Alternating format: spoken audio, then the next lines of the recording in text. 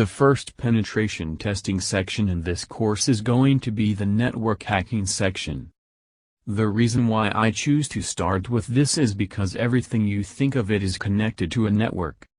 So whether your target is a personal computer, whether it's a server, whether it's a company, or even if it's just a website, all of these systems are actually connected to a network. Literally, when you just connect to the internet, you're connecting to a network. Because the internet is just a really big network. So it is very important that you understand how networks work and how devices communicate with each other, before we actually move into the next sections. So this section is actually going to be divided into 3 subsections. In the first subsection, we're going to talk about all of the attacks that you can do before connecting to a network. So you literally just have a computer with a network interface, possibly a Wi-Fi adapter. And we're going to see what can you do now before even connecting to anything. In the second subsection, I'm gonna show you how to crack Wi-Fi keys and gain access to Wi-Fi networks. Whether they use WEP, WPA or WPA2. Once you have the access, you can move to the third section, which will apply for both Wi-Fi and wired networks. All of the attacks that you'll learn in the third subsection apply whenever you are able to connect to the network. Once you are able to gain access to the network. And here is where the real fun starts, because you are going to learn a number of powerful attacks that will allow you to intercept the connections in the network and capture everything sent in it, including usernames, passwords, URLs, chat messages and so on. Not only that, you'll also be able to modify data as it's being sent in the air. So you'll be able to control the requests, serve people take updates, inject evil code into the pages that they load and so many other cool things. So everything in the third section will apply for both Wi-Fi and wired networks. Now before we start talking about networking, you need to have a basic understanding on how networks work. Now we all know that a network usually contains a number of clients connected to each other. Clients usually connect to a network in order to share data or share a resource. A really good example of a resource that we all have connected to networks in order to access is the internet, so we connect to Wi-Fi networks and even wired networks all the time just to access the internet. Now all networks, whether it's Wi-Fi or wired, work on the same principle. They have a device that is considered as a server.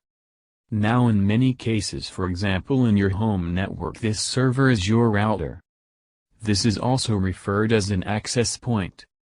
Now this router or server or access point is the only device that has access to the source.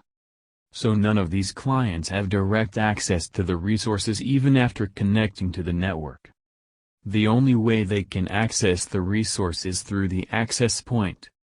So let's say for example you're a client number 1 and you're connected to your home network over a Wi-Fi or a wired connection. And then you opened your browser and you typed google.com. What happens is your computer will send a request to the access point asking for google.com. The access point has access to the resources, which is the internet. In this example. So it's going to go and look for google.com. It will receive google.com and it'll forward that response to your computer. And as a result you will see the website loading on your browser. So if you actually go to your router at home and look at it, it's connected through a cable to the wall. And this is how it's getting its internet access. Therefore it is the only device in your network that has direct access to the resource. And none of the computer is connected to the network can't access the source. Or can't access the internet without the router, without the access point. So the only way for all of the connected clients to access the resources to go through the router. Know the data tries varied between the clients and the access point packets. So you could think of all of these arrows as a series of packets being transmitted between the client and thereafter as requests and responses. Now in Wi-Fi networks these packets are transmitted in the air. Therefore if you have a wireless card and you're within range you'll be able to capture all of these requests and responses. So basically you'll be able to see anything that any computer connected to the same network as you does on the internet, because you will have to send all of this data through the access point. And because they're sending data in the area because you're in a Wi-Fi network, you'll basically be able to capture these requests and the responses, and you'll be able to see that you are. Else they visit the usernames, the passwords they enter, the chat messages, anything they do on the internet will be sent as packets. And therefore you'll be able to capture it and analyze it. We'll talk more about that and more about how networks work as we go through the course. This is enough to get you going through the next few lectures so that you can sniff to analyze it and start launching some cool free connection tags.